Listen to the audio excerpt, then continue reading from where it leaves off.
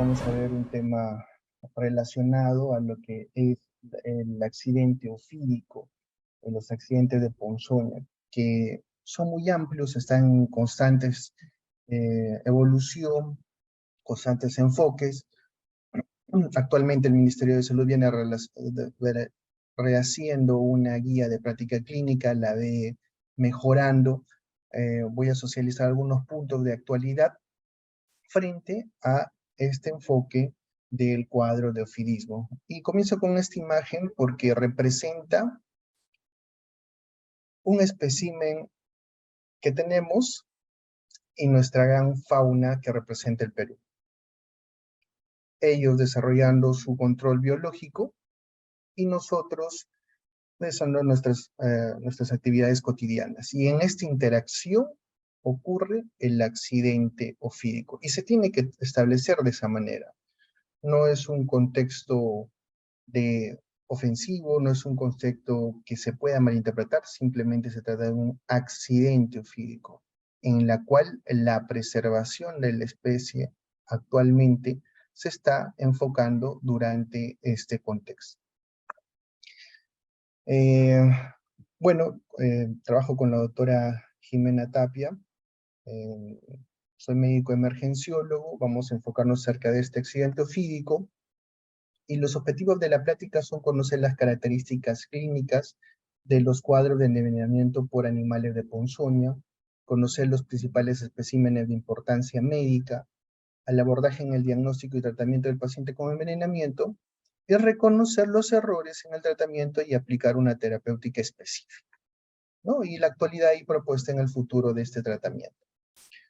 Y es muy importante porque detrás de todo este contexto que vamos a ver, hay una medicina tradicional que también se ve involucrada en algunos accidentes ofídicos. Entonces, para la definición, y es muy importante la epidemiología, ¿qué es un accidente ofídico? Pues el accidente ofídico es descrito como un cuadro clínico, ¿no? Que es consecutivo a la mordedura por una serpiente venenosa, que tiene que llevar esta característica. Puede ser una mordedura de la serpiente, pero que tiene que haber inoculación de esta sustancia tóxica que va a lesionar los tejidos y obviamente va a provocar todas las alteraciones fisiopatológicas de severidad variable en la víctima, en nuestro paciente que cada uno de nosotros vamos a enfrentar. Porque en un contexto en el cual no se desarrolle todo este punto, para ir a un ejemplo, hay una acción de mordedura de una serpiente, pero no hay la inoculación, ya este viene a ser considerado como una mordedura seca.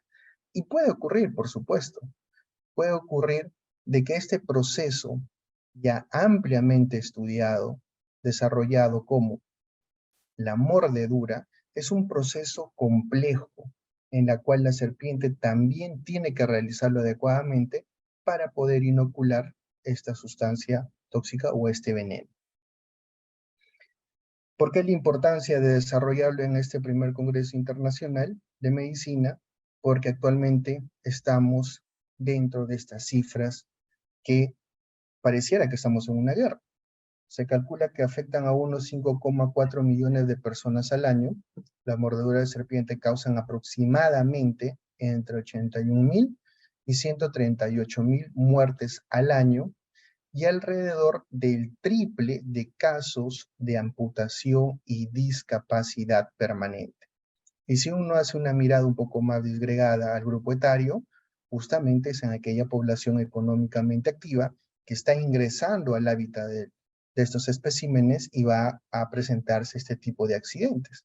Entonces imagínense, una persona cuyo medio de recurso en general económico va a tener este accidente y termina una amputación y una discapacidad que va a ser permanente, va a deteriorar todo el contexto de su vida. Entonces, es muy importante y es considerado un problema de salud pública. Los más afectados son los trabajadores agrícolas y los niños, porque los niños están, como muchos pediatras que estarán también en esta plataforma, tienen esta tendencia de que le llaman los colores. Y muchas de estas serpientes, como mecanismo de defensa, expresan colores muy vivos. Entonces, se juntan estos eslabones, lamentablemente, y el niño comienza a manipular esos especímenes y se da el contexto de un accidente físico. Asociado a ello, frente a la problemática de esta interacción, se une la baja producción de antivenenos en muchos países, Y en el contexto del COVID eso no fue ajeno, por la priorización dentro del tratamiento frente a esta pandemia. Entonces, actualmente se está viendo que el suero que lo produce el INS está llegando a diferentes partes del Perú. Sin embargo, con el contexto del manejo de una cadena de frío que tiene que preservarse el suero, comienzan a aparecer otros mercados importantes que están ingresando. Y es más, ya están utilizando lo que se encuentra en el Loreto, pues ellos ya están utilizando, por ejemplo, los de un producto de clodomido picado, ¿no? De Centroamérica. Y también está ingresando como donación, por ejemplo, los productos de México. Entonces vamos a tener acceso a estos nuevos antídotos y hay que estar preparados para utilizarlos. La importancia en ello radica en, primero, prevenir. La mejora de la educación, el empoderamiento de la comunidad y la eficacia de la respuesta inicial. Son los puntos importantes en los cuales se tiene que trabajar, no solo estar frente a un accidente físico y el tratamiento, sino tener en consideración todo este contexto, ya que estos seres y especímenes cumplen una función muy importante dentro de él. Un objetivo central será garantizar el acceso de tratamiento seguro, eficaz y asequible como los antídotos y la atención médica auxiliar. En este contexto son los esfuerzos que actualmente se están dando con el ingreso de estos productos de los países que les mencioné y hay que estar involucrados en cómo utilizarlo. Para la definición epidemiológica, dos términos muy importantes. Un caso probable. Toda persona mordida por una serpiente en áreas donde existen especies venenosas. Pero ya el caso confirmado, y esto es muy importante porque tenemos que tener en consideración el enfrentamiento frente a un cuadro de ofidismo. El caso confirmado es aquel caso probable en el que yo compruebe la mordedura por una serpiente de estos géneros: Botrops, Crotalus, Lachesis o Micrurus, y otras especies de serpientes venenosas que se van a instalar por esta migración en general, por el cambio climático o por el tránsito tal vez de un comercio ilegal, ¿no? Que puedan ser de productos exóticos que vengan de Brasil y salgan por el Pacífico, también hay que saber identificarlos. Entonces, para la mayoría de los accidentes que ocurren en Perú, son Botrops, Crotalus, Lachesis y Micrurus. Vamos a darle una mirada a cómo está la problemática actual. Y esta persiste en este cuadro. Loreto, San Martín, Ucayali, Amazonas. Entonces siguen siendo, junto con Junín, el top 5 en las cuales sigue persistiendo el cuadro de FIDE. Y son la mayoría de los reportes de las complicaciones y en algunos contextos incluso la mortalidad. Referenciado a alguna publicación periodística y de noticia nacional, una muerte también relacionada a lo que viene a ser una coral, ¿no? Un coralillo. Entonces, tenemos que estar adecuadamente surtidos en lo que es nuestros antídotos para poder brindar un tratamiento adecuado al paciente. Sin embargo, traigo acá algunas palabras muy importantes de la doctora que me antecedió. Tenemos que tener al paciente vivo para poder brindarle un tratamiento. Entonces, tengo que brindarle una protección de vía aérea, la circulación, mantenerlo en las mejores condiciones para poder brindarle el tratamiento rápidamente antibiotárico o por el suero. Como habíamos definido, pues sí, efectivamente, el grupo etario involucrado en este contexto se encuentra en la mayoría de los accidentes entre 11, 15 años a 36, 40 años, ¿no? Abriendo bastantes picos en general relacionado más incluso al sexo masculino. Según una referencia muy interesante y más digregada, es acerca de qué actividades están relacionadas al riesgo. Trabajo en el campo, lo que más íbamos a esperar, que era un 47-50%, en los estudiantes en un 13% y en el domicilio hasta un 9%. Y esto nos tiene que también ayudar a enfocar de que esta migración de las especies y el introducir el humano dentro de su hábitat, pues va a hacer esta interacción y estos especímenes van a ingresar al domicilio. Actualmente, según los últimos reportes, pues los accidentes van a ser mucho más frecuentes a nivel del domicilio, no tanto en las partes vírgenes de nuestra selva. Entonces tenemos que tener eso en consideración para nosotros también darnos cuenta el problema al cual nosotros nos enfrentamos cuando realizamos ese tipo de conductas. El género masculino en un 66.3% para esta referencia involucrada en los accidentes zoofídicos, el grupo etario casi un 70% entre 18 y 59 años. Importantísimo conocer esta cifra, porque si bien son jóvenes, pero también identificar que esta población de 40, 45, 59 años no es que va a ser el accidente zoofídico en una persona sana. Con la pluripatología que existe actualmente, pues vamos a tener a pacientes cardiópatas, nefrópatas, diabéticos, todos los que se está viendo, todas las patologías que se está viendo hasta este momento, en las cuales este fenómeno relacionado a este accidente zoofídico va a desencadenar, va a aumentar la morbilidad e incluso va a llevar hasta una mortalidad. Entonces, veamos a un paciente complejo, que se puede complejizar más cuando hay un evento relacionado a un accidente físico. Es mayor el mayor número de casos en los meses lluviosos y para esta referencia, por ejemplo, incluso con horario, ¿no? De 9 a 12 horas y en la tarde de las 17 a 20 horas. Conociendo, y esto es muy variable dependiendo de dónde son los reportes.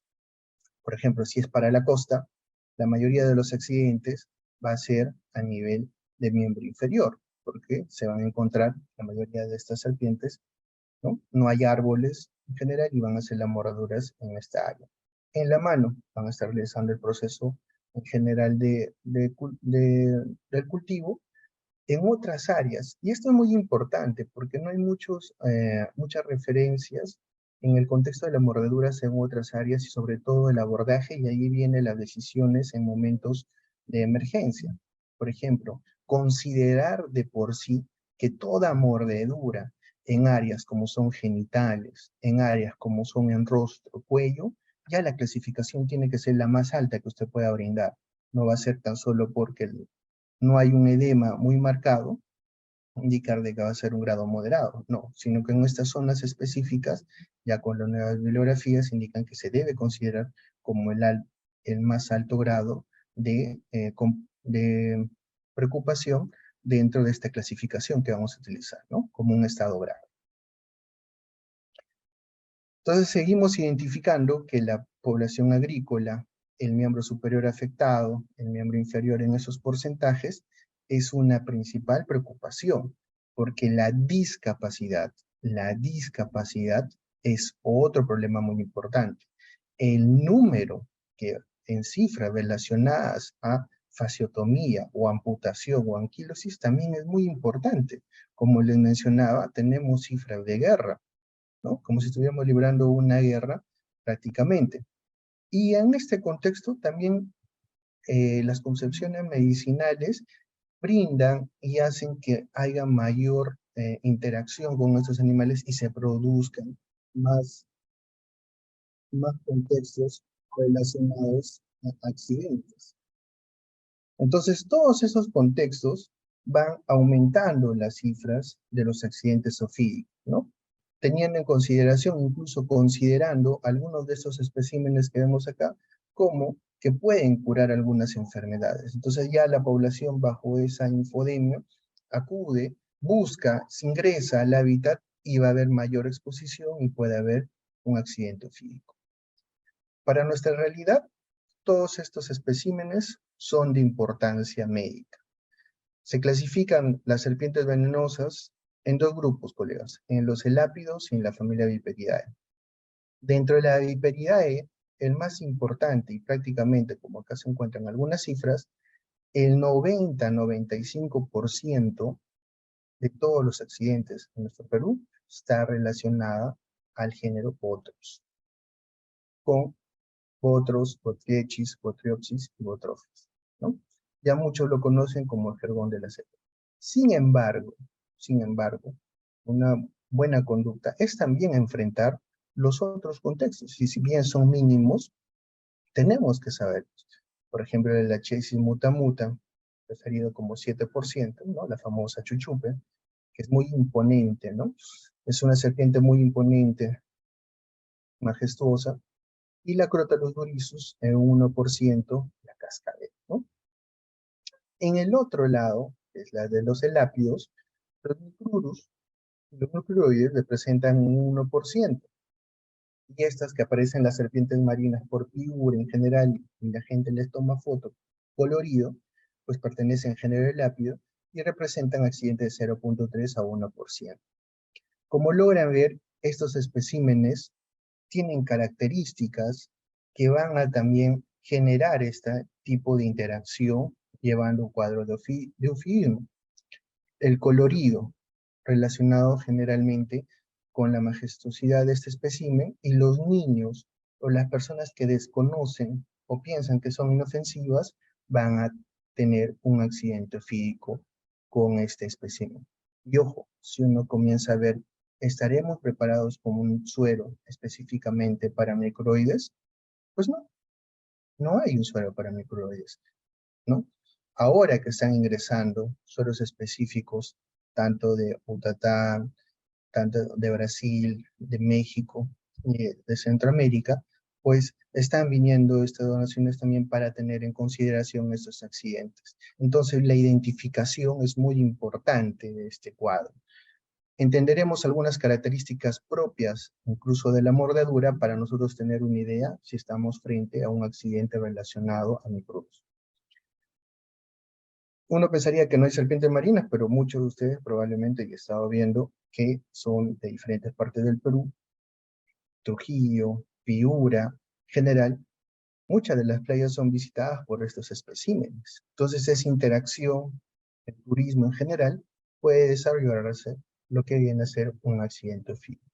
Pero vayamos a este componente muy importante, ¿no? Un 90-95% al Crotalus en la cascabel y al Echesi mutamuta. Vamos a hacer una disgregación para tener una visión en general. Primero, ¿qué ocurre cuando uno atiende un cuadro de feeding? Generalmente, o capturan al espécimen, lo matan, o algunos lo traen vivo, o dentro incluso de capturarlo, tienen más accidentes, más mordidas, y aún así lo traen y nos ponen a nosotros para identificar si este espécimen es un espécimen venenoso o no lo es, ¿no? Entonces nosotros tenemos que identificarlos, porque esos son los casos que llegan, tener en consideración algunas cosas. No somos herpetólogos, pero tenemos que tener la noción de que la mayoría de estos especímenes en la familia Viperidae, para una identificación adecuada, pues tiene las pupilas verticales.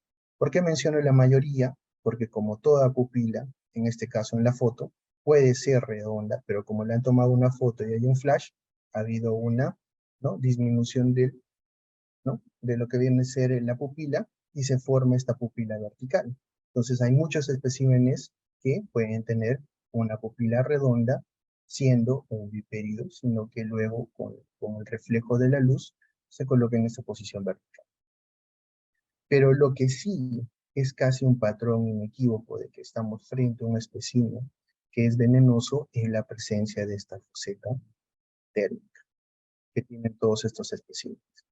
Asociado a ello, con otras características que tenemos que tener en consideración, son las que se encuentran acá en la izquierda, ¿no?, que tiene generalmente una cabeza triangular, es un corte del cuerpo también en forma triangular, que por ejemplo, si es una cascabel, va a tener en la cola este contexto, esta estructura que emite un sonido, y las escamas, como en la figura, son escamas rugosas, ¿no?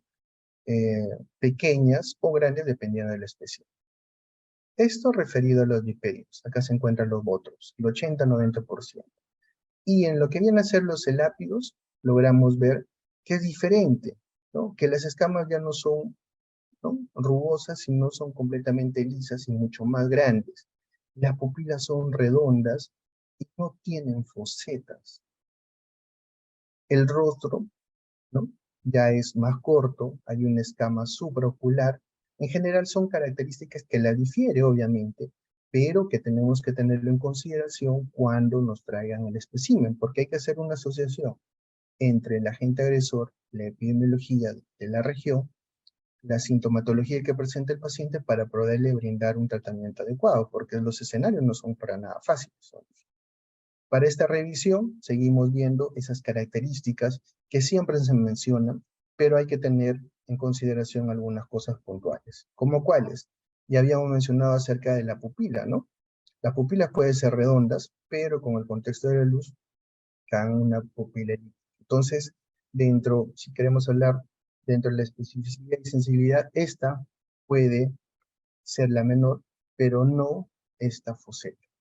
Si tiene la foseta sensorial, que le sirve para capturar a sus presas, generalmente indica que es una serpiente de importancia médica, ¿no? La cabeza triangular, ¿no?, la parte del cascabel, y otra, ver en este contexto la complejidad de la mordedura. Y hablando de mordeduras, ver de que es muy complejo. Muchos dicen, es una mordedura por una serpiente porque acá veo dos lesiones. No. La mordedura viene a ser un proceso separado tanto del lado derecho como el izquierdo, en las cuales estas agujas hipodérmicas que va a llevar puede ser tan solo una lesión y por ahí hubo una inoculación del veneno y va a generar una destrucción muy importante del tejido. Y para este lado, para lo que vienen a ser los elápidos, no son netamente dos lesiones equidistantes en general, sino que pueden ser simples, como ellos, su mordedura no es solo una, sino son varias, pueden producir este rasgado y por ahí introducen el veneno. Entonces vean lo diferente, ¿no? Entonces, a veces mucho tenemos la noción de que tienen que ser dos colmillos para considerar un cuadro fídico o incluso desechar que este no fuera, pero no es así, no es así.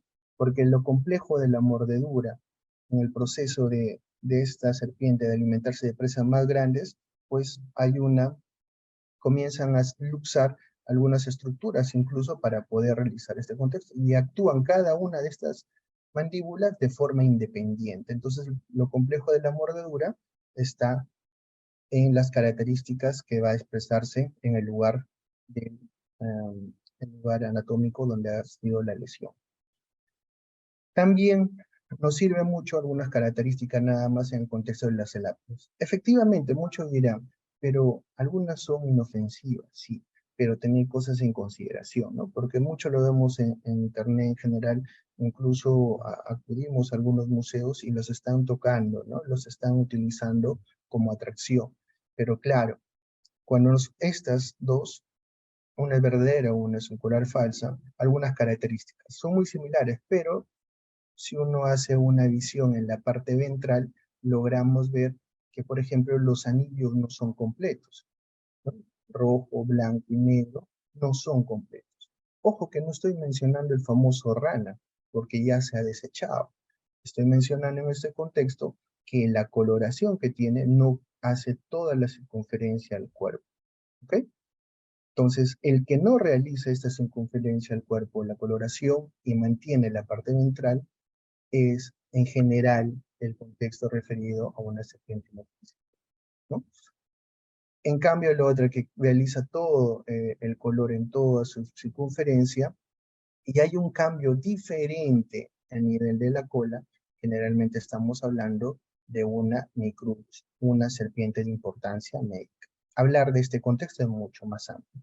Y acá se encuentra referido a lo mencionado a la lesión. Ya hablamos la complejidad y lo independiente que puede ser el proceso de mordedura, que no solo debe haber dos, sino solo puede haber uno. Y miren, obviamente en este proceso de, de lesión en la piel, a este nivel no vamos a encontrar necesariamente dos lesiones puntiformes, sino que vamos a encontrar varias, como se encuentran acá, por lo que son la disposición de los colmillos y de los dientes de estos especímenes. Demos una mirada a nuestro Perú y demos una mirada a cómo se encuentran distribuidos nuestros especímenes. Habíamos dicho que el Botrops, en este caso el Botrops atrox, que es el jardín de la selva, se encuentra distribuido casi en todo el Perú y es el 80-90% de los accidentes ofídicos. Entonces, a nivel de todo lo que es Latinoamérica, pues vemos que es muy amplio su territorio, y que comparte con nosotros, y en nuestro Perú son estas zonas generalmente involucradas al Botrops atrox. Uno diría, ok, estamos en Lima, no va a pasar nada, pero nos llegan muchos de esos especímenes. Logramos identificar en las figuras, siguen siendo todos Botrops, pero van cambiando las diferentes denominaciones, obviamente, en los lugares y algunas características anatómicas de estos especímenes, pero al final todos son Botrops. Logramos ver de estas imágenes para un poco entrar en la identificación de características de una serpiente venenosa. Por ejemplo, acá, la cabeza triangular, en el contexto de la iluminación, miren la pupila, ¿no? Vertical, pero la foseta. Entonces estamos identificando que estos especímenes son los de importancia médica. Y en la costa, el Bothros pictus, ¿no? Todos los que nos encontramos en la costa sabemos y hemos atendido a los pacientes y nos han traído los especímenes como son el género Bothros pictus. Pero en otras áreas de nuestro Perú, también hay que ver, y justo ahí va la relación con los accidentes en manos y en el proceso de recolección del cacao en general, que hay muchas de esos especímenes que ya se encuentran en los árboles, por acá son palomas en general, incluso algunas tan pequeñas, en esta flor del paraíso, si hacemos una comparación, son tan pequeñas e imperceptibles que cuando uno está tratando de ver estas plantas, de pronto se ocurre un accidente ofídico. Entonces es muy importante también conocer dónde nos encontramos y generalmente qué parte anatómica puede ser involucrada en un accidente ofídico. El rostro, la cara, las manos, ¿no? El tórax. A comparación de la sierra, de la selva en general, esta es la mayor sitios anatómicos, y en la costa viene a ser también a mayor preponderancia lo que son los pies, las piernas, ¿no? Que es muy variable, obviamente, muy variable. Entonces los especímenes siguen siendo Bothrops y de esta familia de la Botriopsis, que viene a ser casi un 80-90%. Y la distribución en nuestro Perú es muy amplia. Si uno hace una superposición de todas estas imágenes con la distribución de estos especímenes, habría que verse quién está invadiendo a quién, ¿no? Entonces, en esa interacción es muy importante tenerlo en consideración la epidemiología. Entonces, nos identificamos en qué punto nos encontramos para saber frente a qué espécimen, ¿no? Nos vamos a tener en consideración y ver también las características para cuando nos traigan a los especímenes. Y vamos a mencionar unas por ahorita. Con respecto al género de la chesis, como le mencionaba, es una serpiente muy imponente, se encuentra generalmente en la selva de nuestro país, es imponente, de grandes dimensiones, y también mantiene las características de un espécimen, de una serpiente de importancia médica, ¿cierto? Tiene las pupilas verticales, pero también tiene la foseta, tiene las escamas rugosas, pero el contexto acá es el veneno. Y el Crotalus. El Crotalus, a diferencia, por ejemplo, de México, que este está muy, pero muy bien estudiado, porque es su casuística. Acá es el 80-90% de Bothrops. Allí en México y en Centroamérica generalmente son 5 a 10 a 20%, y más son Crotalus. Entonces allá tienen 80-90% de Crotalus y un 5, 10, 20% dependiendo en qué parte de Centroamérica se encuentra. Y acá se encuentra generalmente esta Crotalus durissus terrificus, conocido como cascabel, en lo que viene a ser, ¿no? Lo que viene a ser uno, específicamente ¿dónde? En sangre. Entonces hay que tenerlo en consideración porque las características de estos especímenes y de su veneno van a marcar la diferencia dentro del tratamiento.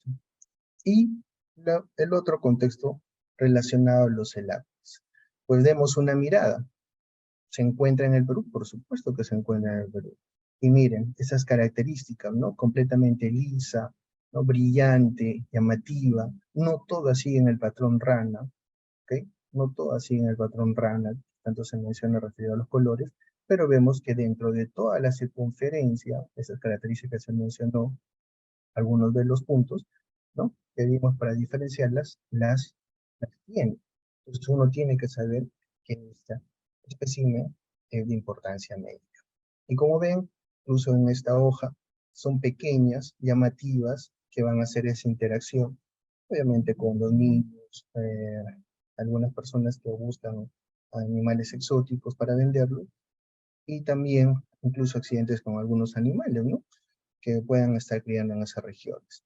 Entonces logramos ver que incluso en esta hoja, para tener una consideración de su dimensión, son pequeñas, pero son muy llamativas, ¿no? ¿Y cómo consideramos que es venenosa? Pues nuevamente, ¿cuál? La que todos van, es la foseta, ¿no? Y miren, su pupila es completamente redondeada. Y seguimos viendo dónde se encuentra, en qué parte del Perú, pues prácticamente en todo el Perú. Con esta revisión muy importante de la distribución de estos especímenes de importancia médica, pues tenemos a estas 4 identificadas, ¿no? Las botrops, las crótalos, los elápidos y las lachesis. Pero ¿qué marca la diferencia? Y también nos ayuda, y es uno de los cuadros que nosotros tenemos que tener en consideración al afrontar un paciente. Que no pueden venir los pacientes con los especímenes. Y cuando no vienen con los especímenes y nos dicen que ha sido un accidente ofídico, que hubo ellos lo llaman como, ¿no? En nuestro contexto, que se está cambiando, llaman como una agresión por parte de ¿no? Un ataque de este espécimen al humano, y vienen solo con la lesión y luego progresa la clínica. Entonces ahí es muy importante conocer las características del veneno y la clínica que generalmente va a producir. Porque recordemos, un contexto muy importante es la selectividad del tratamiento. La selectividad del tratamiento. Entonces, en algunos contextos actualmente incluso lo mencionan como síndromes. Síndrome botrópico, el portálico, el achésico, es muy importante este contexto, ¿no? Por ejemplo, si sabemos que el veneno que produce este 80-90% de accidentes está relacionado a un contexto proteolítico, coagulante, nefrotóxico y tóxico, entonces nuestro paciente comienza a tener una destrucción mística muy importante, hay trastorno en la coagulación, hay un contexto de injuria renal y luego va progresando, ¿no? Pero el contexto hemodinámico se va a presentar, pero posterior, pues generalmente está involucrado y estamos hablando de la línea de tiempo de este espécimen, del Botros. Pero si en este contexto, que sea una lachesis, lo más preponderante va a ser la parte hemodinámica que se va a encontrar involucrada dentro del cuadro agudo que va a presentar el paciente. Asociado a ello, es indiscutible que va a presentar un cuadro proteolítico y coagulante. Y del crotálico, que mucho se ve en áreas de Centroamérica y también acá en Zambia, que es neurotóxico, nefrotóxico, oculotóxico y sobre todo miotóxico. El paciente puede generar este contexto de debilidad, ¿no? Asociado a una destrucción muscular, definitivamente. Y el elápido, con esta característica, un cuadro neurotóxico, paralizante, que obviamente va a comprometer la respiración, ¿no? El proceso ventilatorio. Entonces, ¿dónde vamos a tener este desafío? A la hora que no tengamos espécimen. Y las personas que lleguen con nosotros nos van a indicar que ha habido un accidente, ¿no? Ofídico. ¿Qué tenemos que hacer? Simplemente, ya hemos visto dónde se encuentran estos especímenes, ubicarnos en ese territorio geográfico, conocer la epidemiología y guiarnos por el comportamiento en general y saber obviamente que un 80-90% es un cuadro de Botros, y vamos a ver cómo progresa rápidamente, obviamente, este actuar para el tratamiento rápido de estos pacientes. Porque el veneno es muy complejo y todos los especímenes considerados de importancia médica comparten este mismo complejo, como le llaman, este cóctel de enzimas, ¿no? De metaloproteasas, fosfolipasa 2, hialuronidasas, desintegrinas, ¿no? Fosfolipasa 2, que ya muy bien ustedes también lo asocian a lo que viene a ser, por ejemplo, el veneno de la loxoscelia. Entonces, todas ellas van a compartir el veneno. Sin embargo, ¿dónde está la diferencia? Es que en algunas de estas especies que hemos visto van a ser mucho más preponderantes, ¿cierto? Entonces, estos toxíndromes, incluso que lo han separado frente a un accidente físico, va a depender del mayor porcentaje de la presencia de estas enzimas, que obviamente ya cada una van a estar relacionadas. Entonces, si estamos hablando de una especina que, como el Botrops, pues va a tener estas enzimas involucradas, metaloproteasas, fosfolipasa y hialuronidasa, porque el daño a tejido local es muy importante que va a tener. Va a haber efectos sobre la coagulación, efectos sobre las plaquetas y el efecto neurotóxico, ¿no? Por ejemplo, en lo que viene a ser la cascabel, pero obviamente va a ser mucho más preponderante en el contexto de una microdosis. Esta lámina la tengo en consideración porque es muy importante. Acá viene el si se usa o no se usa antibiótico frente al contexto de una mordedura. Lo complejo hasta el momento es que, como todo animal, todo espécimen, ¿no?, nuestra fauna, puede tener algunas alteraciones en la dentadura, y las serpientes no son exentas a esta. Entonces, por ejemplo, hay cuadros infecciosos a nivel de estos colmillos que puede involucrarse en un accidente físico y puede inocular bacterias en este proceso, ¿no? Incluso el colmillo, cuando lo ven, lo estudian, esta aguja hipodérmica, comienzan a ver que este canalículo por la cual desciende o sale el veneno puede presentar algunas calcificaciones. Y el veneno, incluso, si en un colmillo sale, en el otro no puede salir porque presenta estas alteraciones. Entonces, no son exentas a tener estas complicaciones también dentro de la dentadura. Así como hay infecciones, también lo va a presentar. Entonces, se imaginan que aparte del veneno tenga un contexto relacionado a una infección, pues el cuadro deleterio relacionado a una destrucción hística va a ser mucho mayor, ¿no? Y ahí es donde se tiene que tener en consideración dentro de una terapia antibiótica. Otro contexto muy importante es que al momento ya esto ha trascendido no solo en ser una interrelación entre el veneno y eh, nuestra parte hística, nuestra parte muscular, sino acá se está hablando ya de una respuesta inmunológica muy importante.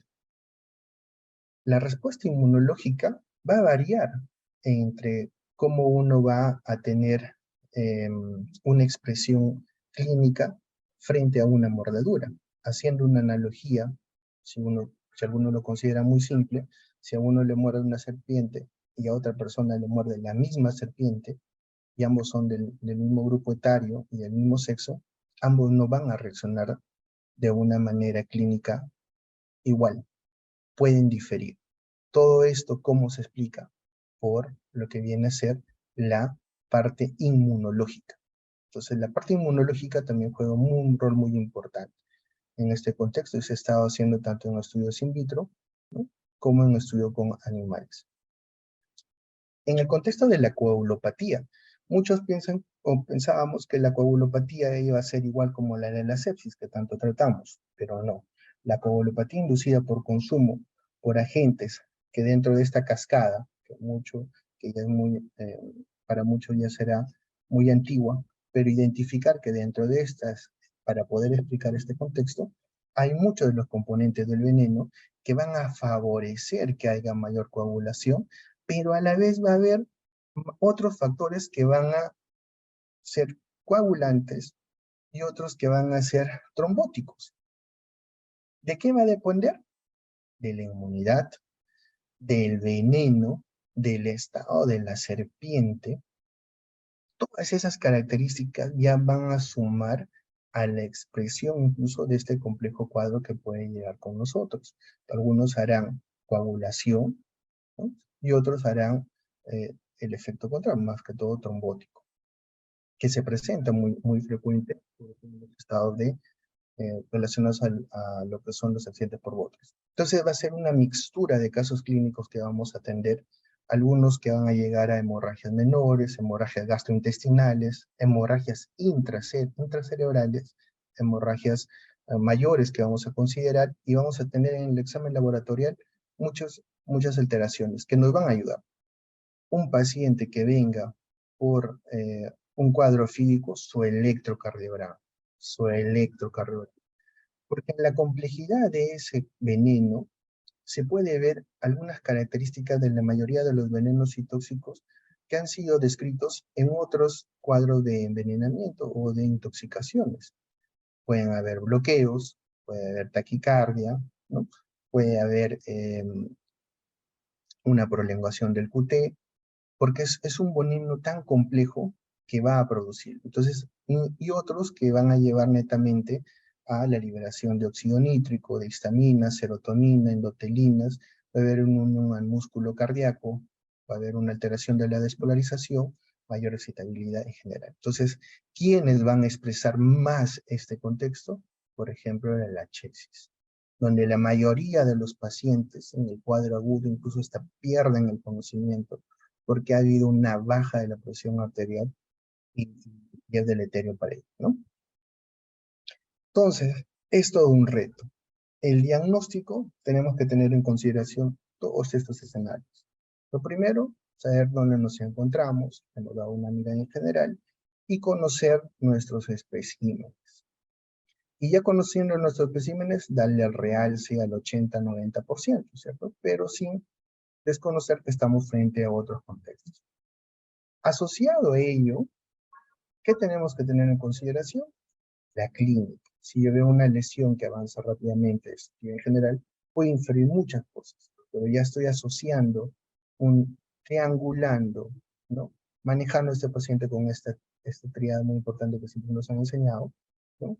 Relacionándolo con el estudio de laboratorio, conociendo las características del veneno, puedo identificar y dar un tratamiento terapéutico específico para un espécimen o un accidente específico, ¿no?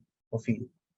¿Qué exámenes de laboratorio? Todos los necesarios, dentro de los cuales resaltan algunos: plaquetas, reticulocitos, tiempos de coagulación, fibrinógenos, el CPK total, es muy importante porque a veces no se solicita, y la destrucción muscular, la destrucción de los tejidos tan importante que luego hay un taponamiento renal y la reanimación, en el proceso de reanimación, en el proceso de la hipotensión, mucha hidratación no va a ser incluso favorable para el paciente, ya que él se encuentra taponado el riñón, y el paciente va a hacer mayor destrucción hística, favoreciendo lamentablemente a esta entrada a sal y que le haga una fasciotomía.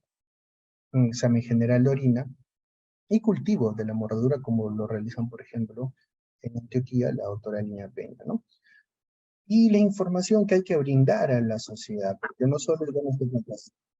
Como lo ven acá, miren, aún así decapitada, presenta esas características reflejas del proceso de, de morder. Entonces siempre se le pregunta cuando viene con nosotros: ¿usted qué hizo cuando mordió?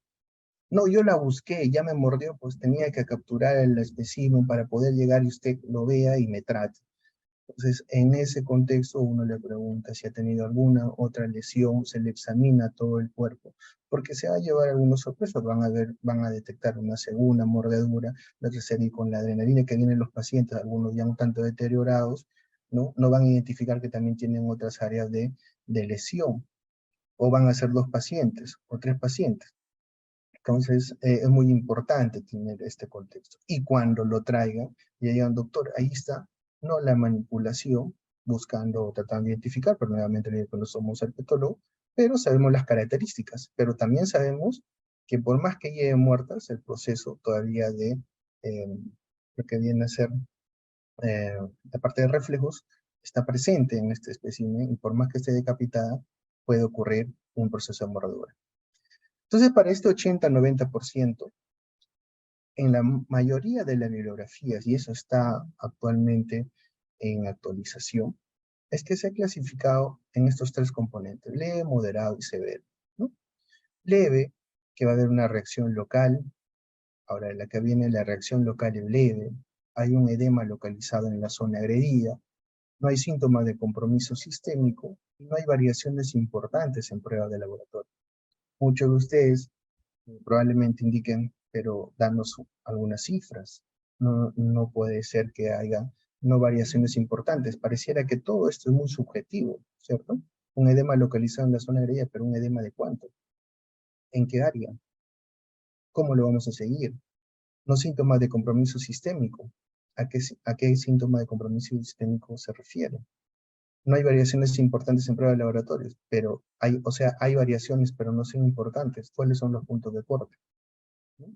Comienzan a resaltar algunas preguntas que son importantes dentro de la valoración, pero destacar que todo contexto como emergencia se tiene que ir, no de acá, como leve, moderado, severo, sino iniciar como todo severo, y acá sí tenemos algunos parámetros. Por ejemplo, que la evaluación la sangre es incoagulable, a pesar del tratamiento específico inicial, la reacción local intensa, hay un edema progresivo, equimos y flictenas, ¿no?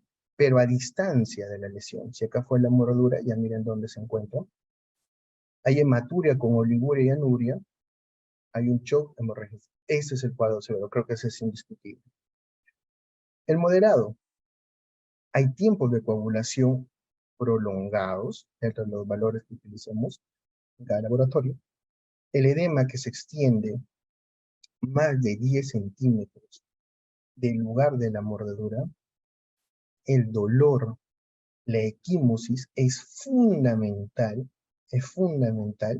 a comparación de la leve, como logran ver.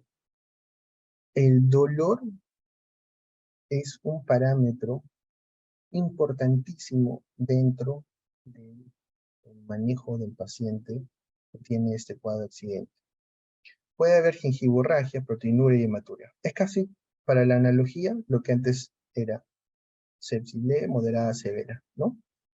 Habían franjas muy débiles en las cuales no había en qué va a encasillarse un paciente, porque los pacientes son complejos. Pero lo importante de esto es que lo enfoquemos desde el cuadro más severo y descartemos, y generalmente la mayoría de los accidentes tienen cuadro moderado, la cual nosotros vamos a hacer un cuadro leucocitosis en general. Es la perspectiva que se está viendo actualmente, con algunas otras características. Estamos hablando del cuadro gotrópico, ok. Y avancemos un poquito con el cuadro crotálico.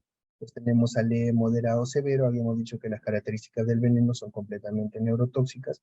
Y también hay cuadros relacionados a la parte de la destrucción muscular. Vemos el compromiso en este tipo de pacientes, los músculos faciales y sobre todo el patrón respiratorio va a decaer. Entonces, tener al paciente vivo es lo que va a marcar la diferencia. El achésico, también considerado como leve, moderado, severo, pero nuevamente, aparte de la severidad relacionada al veneno del espécimen, es sí o sí el contexto de la hipotensión. Este paciente va a sincopiarse, no por el accidente, ni tampoco por la agresión, sino por el contexto del veneno, que tiene una gran cardiotoxicidad y va a generar una hipotensión muy marcada que va a llevar al colapso. Y en el lapídico, que comparte algunas características con el crotálico, ¿no? El nuestro crotálico, porque hay otros componentes relacionados a diferenciar, pero el lapídico, en las cuales la parte severa, y donde la mayoría de los pacientes va a tener este compromiso, es en el compromiso de la parte ventilatoria, y la mayoría de ellas va a llegar a una ventilación ¿no? invasiva de nuestros pacientes. En este cuadro se resume, para nuestra bibliografía, las diferentes acciones de los venenos con el género involucrado, otros, la trioxis, la lachesis, la crotálicos y la microsis. Pero resalta Por ejemplo, en la crotálico va a haber un choque circulatorio grave y en la lachesis también va a haber un choque circulatorio grave, como algunas características. Eso para darle la importancia. ¿La importancia en qué? En este cuadro, colegas, en que estamos manejando cifras de guerra, en la cual la disfunción del miembro afectado prácticamente de todos los pacientes que se han tratado son de 36%. O sea, de 10, 3, 4 personas va a tener una disfunción del miembro afectado. La amputación, casi en 3 de 10. La anquilosis en 2, puede haber secuelas en alguno de estos pacientes. Entonces, son cifras en la comorbilidad que hay que tenerlas en consideración cuando vamos a valorarlos a los pacientes, porque los pacientes son complejos. Tenemos pacientes pediátricos, tenemos pacientes adultos, adultos con comorbilidades y sobre todo dónde es la lesión, ¿no? Por ejemplo, acá en cara, que ya uno no puede retrasar el tratamiento y lo que tiene que hacer es rápidamente, si sé que no tengo suero, pues sé que esa cara, el rostro se va a hematizar, tengo que proteger la vida. Entonces lo tengo que realizar. Entonces el tratamiento, me remito a las palabras de la presentación previa, es mantener al paciente vivo. Hacer lo que todos sabemos en esta plataforma, el ABCD, ¿no? Entonces, sabiendo este ABCD, ¿qué tenemos que hacer? Primero, en diferentes escenarios como lleguen, hay que tranquilizar a la víctima, hay que evitar que haga mayor movimiento, porque ese movimiento hace mayor irrigación y disemina mucho más el veneno, hay que mantenerlos en reposo, obviamente, ya tener en cada una de nuestras instituciones así como tienen para lo que es la sepsis o para un código ictus, lo mismo se tiene que tener un plan de tratamiento rápido si estoy en una zona endémica. Hay que preservar en este contexto la especie, no hay que incentivar a que la cacen, la busquen, porque ya han visto los diferentes accidentes. Y eso es lo que viene. Pacientes que vienen muy deteriorados, pero ¿qué pasó? Es que mi esposo me mordió a mí, pero mi esposo fue y la trató de capturar. Y en ese interín, como lo tiene expertise, 5 o 6 mordidas. Entonces viene una familia completa tratando de capturar cuando solo era una ladita. Ya hay algunas cosas que ya no se utilizan, por ejemplo, los succionadores, y algunas personas que puedan llegar con un torniquete. ¿Qué es lo que se tiene que hacer? No es rápidamente sacar el torniquete, sino que a la hora que uno va a administrar el suero, lenta, después de que el suero esté ingresando, después de que esté neutralizando el veneno, recién se retira el torniquete, porque sabemos que un torniquete que no cumple las exigencias en general y corta mucho la circulación, va a generar mayor deterioro. Pero en este caso, ¿qué se ha visto? Que cuando retiran rápidamente y el veneno difunde en esta área a la parte sistémica, pues va a ser más deleterio a nuestros pacientes. Entonces, no sacar el torniquete nuevo. ¿Y qué tenemos que hacer? Tener al paciente vivo, tener nuestra vía aérea, nuestra ventilación y nuestra circulación. Cumpliendo todo ello, vamos a mantener a nuestro paciente vivo y tenemos que tener la optimización de este protocolo de manejo, porque el tiempo es inmunidad. Entonces, el concepto de que simplemente es un contexto físico de interacción entre veneno y el cuerpo, no. Ahora el tiempo es inmunidad, porque el efecto antidotal que nosotros vamos a dar a nuestro paciente va a actuar como en una competición, neutralización, una estimulación inmune. Todos estos productos son los sueros que disponemos actualmente en nuestro país. Tenemos para los Botrops, que es un polivalente, tenemos un antilachésico, un anticrotálico, ¿no? Y también tenemos atiloxocélico. Para la dosificación de sueros, ya habíamos clasificado los accidentes leves, moderados o severos, hay una relación, una asociación que al accidente leve se le tenga que dar 4 viales, al accidente moderado 8 viales y al accidente severo 12 viales, ¿no? Al accidente lachésico 12 viales, al elapídico 12 viales y a todo accidente que se considera como severo en el cuadro crotálico 12 viales. Pero ojo, esto está variando. Muchos de ustedes lo han vivido. Han visto que con 8, con 12, no ha sido el adecuado.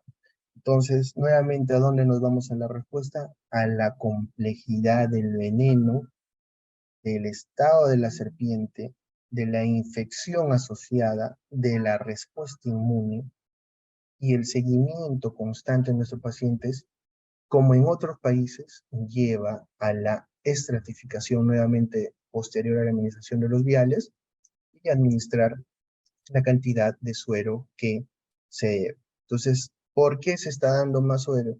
¿Por qué eso? Porque en todas las partes del mundo se sigue viendo de que es muy complejo el cuadro y se tiene que seguir con algunos parámetros. Y este estudio, por ejemplo, dice que el dolor es un cuadro muy importante a tener en consideración dentro de la valoración.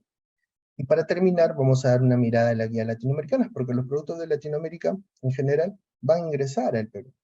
Entonces, vamos a tener que saber de que están ingresando productos de Colombia para el ciervo trópico. Cuando lleguen con nosotros, tenemos que ver los insertos y sus recomendaciones, porque ellos no aplican 4, 8 y 12, por ejemplo, el ciervo trópico, sino que de frente están viendo que para el grave le están dando 12, pero la forma de disolverlo en 300 mililitros de solución salina y lo infunden en 30 minutos, ¿no? Casi similar a la nuestra. Pero en otros contextos, como por ejemplo en la mexicana, estamos viendo que están variando, porque ellos ya clasifican no solo en leve, moderado, severo, sino están clasificando en mordedura seca, en leve, moderado, ¿no? Severo, grave. Entonces, este contexto lleva a la administración de más frascos, pero del suero que ellos tienen, de la especificidad y de la tecnología con las cuales fueron producidas. Entonces, esto es muy importante porque va a venir eh, por medio de OPS una carga muy importante de este tipo de sueros para todos nuestros especímenes en general, ¿no?